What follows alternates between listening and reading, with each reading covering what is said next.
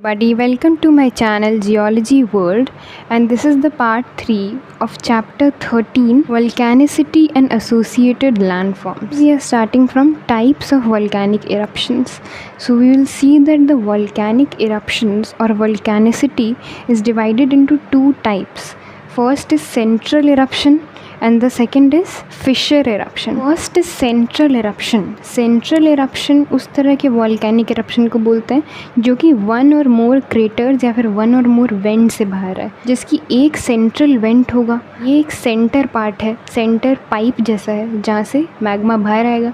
फिर कभी कभार यहाँ से भी छोटे छोटे और पतले पतले पाइप्स जैसे होते हैं, और इन पाइप्स को क्या बोला जाता है? इन पाइप्स जैसे स्ट्रक्चर्स को कॉन्डुइट्स बोला जाता है। तो ये एक सेंट्रल कॉन्डुइट है और कुछ इसमें से पतले पतले और कॉन्डुइट्स भी निकलते हैं। और सेंट्रल एरप्शन के अंदर बहुत सारे डिफरेंट टाइप्स ऑफ वॉल्केनोज आते हैं। पहला है Hawaiian type of volcano. This type of volcano is not very explosive, बहुत नॉन एक्सप्लोजिव या फिर ज़्यादा धमाका नहीं होता है, डिस्ट्रक्शन नहीं होता है इस वॉल्केनो से। इसमें बेसिक लावा निकलता है। बेसिक मीन्स बेसिक लावा हमें पता है जब निकलता है तो बहुत ही पतला होता है, ज़्यादा गाढ़ा नहीं होता है, इसलिए ये ज़्यादा देर तक फ़्लो करता रहता है, ज़्यादा दूर तक ये फ़्लो होके चला जाता है। हवाई में, आइसलैंड में, समोया आइलैंड में, इस तरह के जो आइलैंड्स हैं, ये 3 आइलैंड्स में इस तरह के वॉल्केनो पाए जाते हैं। इससे निकलने वाला जो लावा होता है वो बसाल्टिक एल्कलाइन लावा होता है, बेसिक होता है नेचर में। जो वॉल्केनो से लावा निकलता है वो बहुत स्लोली निकलता है, मतलब एकदम से ब्लास्ट की तरह अचानक से नहीं निकलता है, और वो निकल के बहुत जल्दी कूल डाउन हो जाता है, सॉलिडिफाई बहुत जल्दी हो जाता है। और इस तरीके के वॉल्केनो का लावा जो होता है सबसे ज़्यादा हाईएस्ट टेम्परेचर वाला होता है, 1200 डिग्री सेल्सियस तक टेम्परेचर होता है। ना जब तेज़ हवा चलती है तो ये लावा जो है वो फ़्लो करने लगता है हवा के साथ, और ये थ्रेड यानी कि लंबे लंबे बालों के शेप का हो जाता है, जैसे कि पील्स हेयर भी बोला जाता है। गोल्डन बाल जैसा लगता है ये, जैसे कि गॉडेस पील के बाल थे, तो गॉडेस पील के नाम पे ही पील्स हेयर इसका नाम रखा है। Next is Strombolian type volcano. Strombolian type volcanoes Hawaiian volcano से थोड़े ज़्यादा एक्सप्लोजिव होते हैं, और स्ट्रोम्बोली नाम की एक जगह का नाम है स्ट्रोम्बोली। ये लिपारी आइलैंड में जो कि इटली में है, वहाँ पे स्ट्रोम्बोली नाम की एक जगह है, और मेडिटेरेनियन सी के पास पड़ता है वो, तो इसीलिए इसे the light house of the Mediterranean बोला जाता है। इसमें भी बसाल्टिक लावा निकलता है। इसका temperature 1000 degrees to 1100 degree Celsius तक होता है, हवाईयन से थोड़ा कम होता है। इसके लावा के निकलते में बहुत ज़्यादा साउंड होता है और बहुत सारा गैस और वेपर भी साथ में निकलता है। ये इंटरमिटेंट होता है। इंटरमिटेंट मतलब एक साथ बहुत सारा निकलने के बजाय थोड़ी थोड़ी देर में निकलता है, मतलब थोड़े थोड़े टाइम इंटरवल में बार बार निकलने वाला वॉल्केनिक इरप्शन है। Third is Vulcanian type volcano.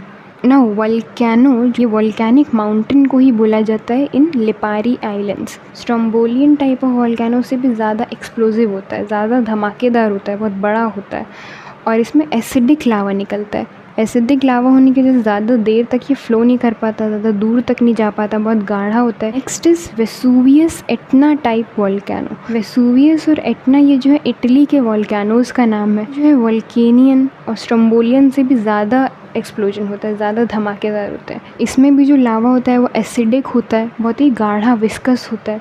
Temperature 800 degrees to 1000 degree Celsius तक होता है। जो लावा है वो मेजर और माइनर क्रेटर्स दोनों से निकलता है, मतलब इसमें एक मेजर, एक सेंट्रल क्रेटर होगा और कुछ छोटे छोटे और भी क्रेटर्स होंगे, और कॉनिकल शेप का होता है। Type of volcanic eruption which is the Plinian type volcano. Pliny नाम के एक हिस्टोरियन ने इसे 79 AD में इस तरह के वॉल्केनो को डिस्कवर किया था, इसलिए इसका नाम प्लीनियन टाइप वॉल्केनो रख दिया। ये वेसुवियस वॉल्केनो से मिलता जुलता है। इसके कैरेक्टरिस्टिक हैं, पहला कि ये बहुत डिस्ट्रक्टिव होता है, बहुत ज़्यादा एक्सप्लोजन करता है। इसके गैस और अदर जो वॉल्केनिक मटेरियल होते हैं क्रेटर से बाहर इसके वॉल्केनिक इरप्शन के टाइम आते हैं, और गैस का मात्रा जो होता है वो बहुत ज़्यादा होता है प्लीनियन टाइप वॉल्केनो। जिसकी ये डायग्राम में हम देख सकते हैं कि ये वेंट से जो बाहर आया वॉल्केनो वो इतना ज़्यादा एक्सप्लोजन करके आया, इतना ज़्यादा यहाँ पे ये गैस शो कर रहा है ये सारा पार्ट, और ये सारा लावा है जो नीचे गिर जा रहा है और यहाँ पे बह जाएगा। 6th is Pelean type volcano. Pillion type volcano Martinique island जो कि वेस्ट इंडीज़ में है, वहाँ पे पाए जाने वाला एक वोल्केनो है। पिलियन टाइप वोल्केनो सबसे ज़्यादा डिस्ट्रक्टिव होते हैं, सबसे ज़्यादा साउंड और एक्सप्लोजन इन्हीं वोल्केनोज़ में होता है, और ये बहुत ही विस्कस टाइप के होते हैं, यानी कि एसिडिक होता है इनका लावा। तो ये क्रेटर के पास ही, वेंट के आसपास ही सॉलिडिफाई हो जाते हैं, और जितना भी इजेक्टेड मटेरियल होता है, fire balls, gas, pyroclast, hot igneous lava जो होता है, वो सारा ब्लास्ट के समय बाहर आ जाता है, इरप्शन के समय। जो पिलियन टाइप वोल्केनो होते हैं वो बहुत ज़्यादा डिस्ट्रक्शन करते हैं, बहुत ज़्यादा दूर तक फैलते हैं। इसलिए 1902 में माउंट पेली, जहाँ से वोल्केनिक इरप्शन हुआ था, उसने सेंट पीरी नाम का जो टाउन था उसके आसपास, उसको डिस्ट्रॉय कर दिया था पूरी तरीके से। 30,000 लोग वहाँ पे हॉट लावा से जल के मर गए थे। 7th is Krakatoa type volcano. Krakatoa एक आइलैंड है इंडोनेशिया में, जावा और सुमात्रा के बीच, और यहाँ पे क्राकाटोआ वोल्केनो नाम का एक बहुत ही एक्सप्लोसिव वोल्केनो पाया जाता है। बहुत ज़्यादा गैस और इग्नियस मटेरियल्स इजेक्ट करते हैं, और ये 100 किलोमीटर्स दूर तक जाते हैं, और इनकी वजह से जो स्काई का कलर है वो भी रेड हो जाता है, और इन इरप्शंस की वजह से कैल्डेरास फॉर्म हो जाते हैं। कैल्डेरास बोला जाता है बड़े से क्रेटर को। जब ये इरप्शंस होते हैं तो ये अपने वेंट को या फिर क्रेटर को और भी ज़्यादा इनलार्ज कर देते हैं, क्योंकि बहुत ही ज़्यादा बड़ा एक्सप्लोजन हो रहा होता है। जो सेकेंड टाइप ऑफ इरप्शंस थे उसमें था फिशर इरप्शन। फिशर इरप्शन जो होते हैं वो बहुत ही क्वाइट इरप्शन होते हैं, मतलब ये ज़्यादा एक्सप्लोसिव नहीं होते इस तरह के इरप्शन। ये किसी भी फिशर मतलब कोई भी फॉल्ट या फिर कोई भी जॉइंट या फ्रैक्चर जो होता है वहाँ से होने वाले इरप्शंस होते हैं ये। तो अर्थक्वेक की वजह से जो ये फॉल्ट्स और फिशर्स बन जाते हैं अर्थ सरफेस पे, इसी से ये स्लोली इस तरीके के इरप्शंस होते हैं, मतलब बिना किसी साउंड, बिना किसी नॉइज़ के, बिना किसी एक्सप्लोजन के ये लावा बाहर आता है, और ये बहुत ही बेसिक होता है नेचर में, तो ये फैल जाता है निकलते ही, और ये बहुत किलोमीटर्स तक जाके फैलता है, तब जाके सॉलिडिफाई होता है। और इस तरीके के इरप्शन से लावा हाईलैंड्स, फ्लैट लावा हाईलैंड्स या फिर लावा प्लेट्यूज़ बनते हैं। जब लेयर बाय लेयर इस तरीके के इरप्शंस होते जाते हैं तो ये छोटे मोटे प्लेट्यू का फॉर्म ले लेते हैं या हाईलैंड का फॉर्म ले लेते हैं। और अगर ओशन के अंदर इस तरीके का इरप्शन हो जाए तो ये सी फ्लोर स्प्रेडिंग जो हमने पढ़ा था वो भी इसकी वजह से ही होती है। इस तरीके के वोल्केनोज जो होते हैं वो आइलैंड्स में ज़्यादा होते हैं, इसलिए इसे आइलैंड टाइप वोल्केनो भी बोला जाता है। जो इंडिया में डेक्कन लावा प्लेट्यू हमने पढ़ा है, जो महाराष्ट्र रीजन में फिशर के थ्रू ही बना था वो प्लेट्यू। सोमालिया में और इथियोपियन प्लेट्यूज जो कि ईस्ट अफ्रीका में, यूएसए में जो स्नेक प्लेट्यू है, और मेक्सिको में सीरा माद्रे नाम का जो प्लेट्यू है वो भी फिशर इरप्शन से ही बना है। Central eruption and fissure eruption, what is the difference between them? First है central eruption occurs through definite pipelines and channel. Central eruption होता है, हमें पता है कि उसमें कुछ वेंट होते हैं, उसमें कुछ क्रेटर्स होते हैं, कभी कभार कैल्डेरास भी बन जाते हैं, बड़े बड़े क्रेटर्स, तो उसके थ्रू ये मैग्मा बाहर आता है। पर फिशर इरप्शन में ऐसा कुछ भी नहीं होता, कोई पाइपलाइन नहीं होता, कोई चैनल नहीं होता है, जो जॉइंट और क्रैक्स होते हैं उसी से बाहर आता है ये।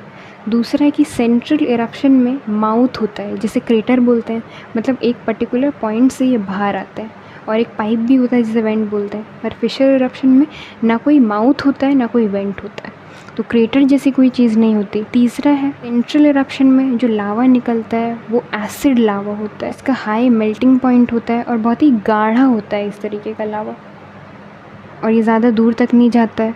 फिशर इरप्शन में जो लावा होता है वो बेसिक टाइप का होता है ज़्यादातर, उसका मेल्टिंग पॉइंट भी कम होता है, बहुत दूर तक जाके फैलता है और फिर सॉलिडिफाई होता है। चौथा है कि एसिड लावा जो सेंट्रल इरप्शन में निकलता है वो बहुत ही गाढ़ा होता है, और ये बहुत ही हाई माउंट्स और वॉल्केनिक टाइप बनाता है, मतलब इससे बहुत पहाड़ बन जाते हैं, जैसे वॉल्केनिक माउंटेन बोला जाता है।